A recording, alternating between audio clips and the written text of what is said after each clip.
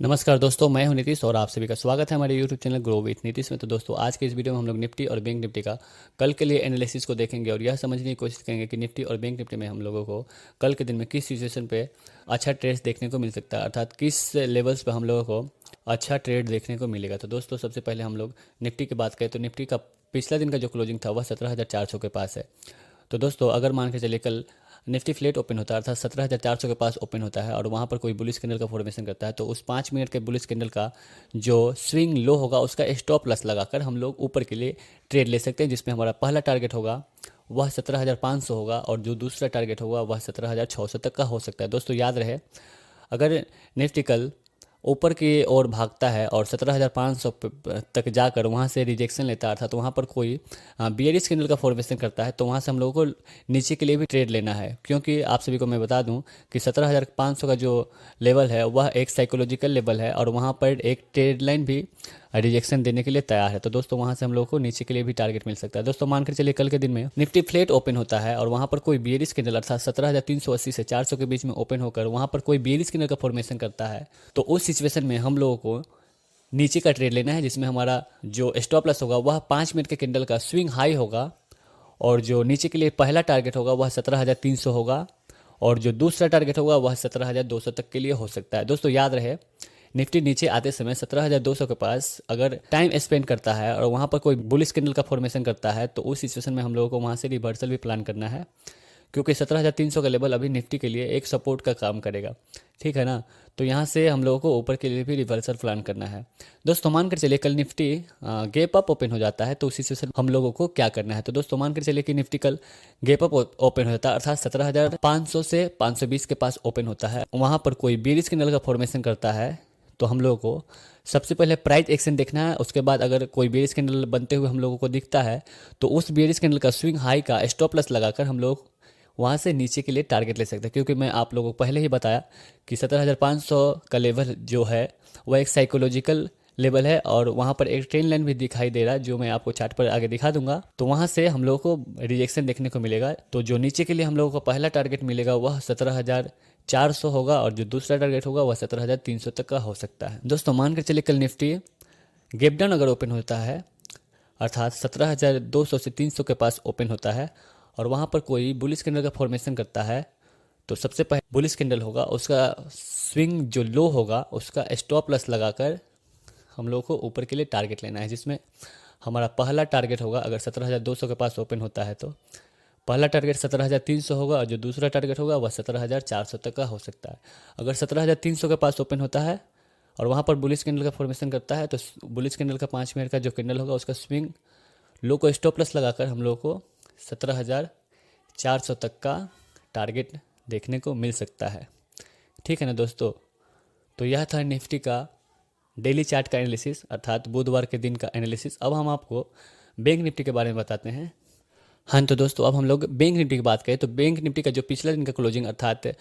जो सोमवार का क्लोजिंग था वह था 40,815 अर्थात मानकर चलिए बुधवार के दिन में अगर बैंक निफ्टी फ्लैट ओपन होता है अर्थात 40,800 से 850 के बीच में ओपन होकर वहाँ पर कोई बुलिश कैंडल का फॉर्मेशन करता है, तो उस बुलिश कैंडल का 5 मिनट का जो कैंडल होगा उसका स्विंग लो को हम लोग स्टॉप लॉस लगाकर ऊपर के लिए ट्रेड ले सकते हैं, जिसमें हमारा पहला टारगेट जो होगा वह बैंक निफ्टी के लिए एक साइकोलॉजिकल लेवल है, वह 41,000 है और जो दूसरा टारगेट होगा वह 41,300 तक का हो सकता है। ठीक है ना दोस्तों, बैंक निफ्टी अभी जहां पर क्लोजिंग दिया हुआ है वह बैंक निफ्टी का एक बहुत बड़ा ही रेजिस्टेंस एरिया है, क्योंकि बैंक निफ्टी के क्लोजिंग के एरिया में दो दो रेजिस्टेंस, एक ट्रेंड लाइन का रेजिस्टेंस है और एक बहुत बड़ा सेलिंग एरिया है। ठीक है ना दोस्तों। तो अगर यहाँ पर अगर बैंक निफ्टी बुधवार को फ्लैट ओपन होकर यहाँ पर कोई बेरिश कैंडल का फॉर्मेशन करता है, तो उस सिचुएशन में हम लोग को उस बेरिश कैंडल का 5 मिनट का जो कैंडल होगा उसका स्विंग हाई का स्टॉप लॉस लगाकर हम लोग को नीचे का बहुत अच्छा ट्रेड मिल सकता है, जिसमें हमारा पहला जो टारगेट होगा वह 40,500 होगा और जो दूसरा टारगेट होगा वह 40,243 तक होगा। दोस्तों, मानकर चलिए कल bank Nifty gap up open हो जाता है अर्थात 41,000 के लेवल पर ओपन हो जाता है, तो उस सिचुएशन में हम लोगों को ऊपर के लिए बहुत अच्छा ही टारगेट देखने को मिल सकता है अर्थात बहुत अच्छा ही ट्रेड देखने को मिल सकता है, क्योंकि उस सिचुएशन में, गैप अप के सिचुएशन में बैंक निफ्टी अपना जो दोनों रिजेक्शन वाला एरिया है, अर्थात 40,800 और 40,900 का जो रिजेक्शन वाला एरिया है, उसको तो पार कर दिया होगा। और तो वहाँ से जो बैंक निफ्टी का मूवमेंट होगा वह बहुत ही फास्ट मूवमेंट होगा। तो उस सिचुएशन में हम लोगों को जो टारगेट मिलेगा वह 41,500 तक के लिए टारगेट मिल सकता है। ठीक है ना दोस्तों, यह गैप अप के सिचुएशन में है। और दोस्तों मान कर चलिए गैप अप हुआ, अर्थात 41,000 के पास गैप अप हुआ, क्योंकि यह एक साइकोलॉजिकल लेवल भी है और यहाँ पर कोई बेरिश कैंडल का फॉर्मेशन कर देता है तो वहाँ से हम लोगों को नीचे का ट्रेड भी देखने को मिल सकता है। अर्थात वहाँ से हम लोगों को नीचे का ट्रेड प्लान करना है, जिसमें जो बेरिश कैंडल होगा, मतलब 5 मिनट के बेरिश कैंडल को देखना है और उस बेरिश कैंडल का स्विंग हाई का स्टॉप लॉस लगा कर नीचे के लिए हम लोग टारगेट ले सकते हैं, जिसमें हमारा पहला जो टारगेट होगा वह 40,700 होगा और जो दूसरा टारगेट होगा वह 40,500 तक का हो सकता है। और अगर इसी फ्लो में बैंक निफ्टी नीचे गिरते हुए नीचे आए तो 40,245 तक नीचे आ सकता है। ठीक है ना दोस्तों, मान कर चलिए दोस्तों कल के दिन में अगर बैंक निफ्टी गैप डाउन अगर ओपन होता है, अर्थात 40,245 के पास अगर ओपन होता है और यहाँ पर कोई बुलिश कैंडल का फॉर्मेशन करता है, तो उस सिचुएशन में हम लोगों को ऊपर के लिए ट्रेड लेना है, जिसमें पहला टारगेट होगा 40,500 और जो दूसरा टारगेट होगा वह 40,800 तक हो सकता है। मान के चलिए दोस्तों कल bank Nifty gap down open होता है, अर्थात 40,500 के पास ओपन होता है और वहाँ पर कोई बुलिश कैंडल का फॉर्मेशन करता है, तो उस सिचुएशन में भी हम लोगों को ऊपर के लिए ट्रेड लेना है, जिसमें हमारा पहला टारगेट होगा पिछला दिन का क्लोजिंग 40,815, दूसरा टारगेट होगा 41,000। ठीक है ना दोस्तों, तो यह था निफ्टी और बैंक निफ्टी का कल के लिए एनालिसिस। अब इस सिचुएशन को हम लोग निफ्टी और बैंक निफ्टी के चार्ट पर भी देखने की कोशिश करेंगे। तो चलिए हम आप लोगों को चार्ट पर लेकर चलते हैं। हाँ तो दोस्तों ये हम लोगों ने निफ्टी का 15 मिनट का चार्ट को ओपन कर लिया है और 15 मिनट के चार्ट को अगर आप लोग ध्यान से देखेंगे तो निफ्टी का जो पिछला दिन का क्लोजिंग था वह 17,399 अर्थात 17,400 के पास निफ्टी पिछला दिन क्लोजिंग दिया हुआ, अर्थात निफ्टी ओपन हुआ था पिछला दिन, गैप अप ओपन हुआ था 17,430 से 40 के बीच में और नीचे गया था 17,320 तक और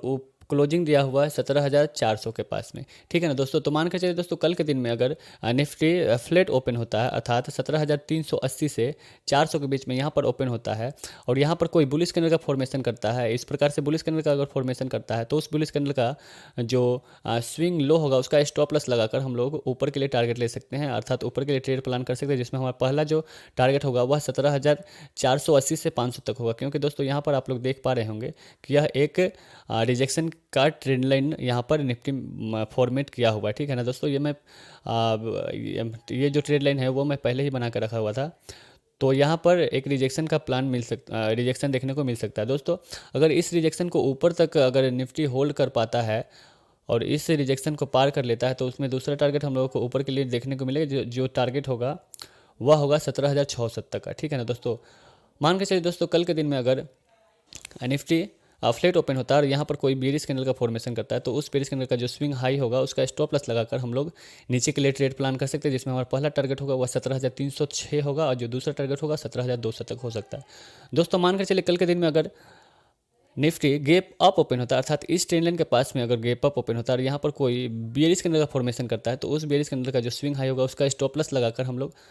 नीचे के लिए ट्रेड ले सकते हैं, जिसमें हमारा पहला टारगेट 17,400 होगा, दूसरा टारगेट 17,300 तक हो सकता है। दोस्तों मानकर चलिए कल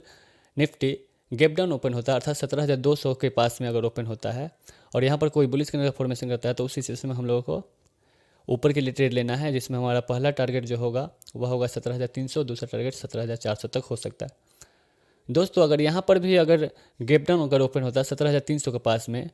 तो उस सिचुएशन में भी हम लोगों को अगर कोई बुलिश कैंडल बनते हुए दिखता है तो उस बुलिश कैंडल का जो स्विंग लो होगा उसका स्टॉप लॉस लगाकर हम लोग ऊपर के लिए ट्रेड ले सकते हैं,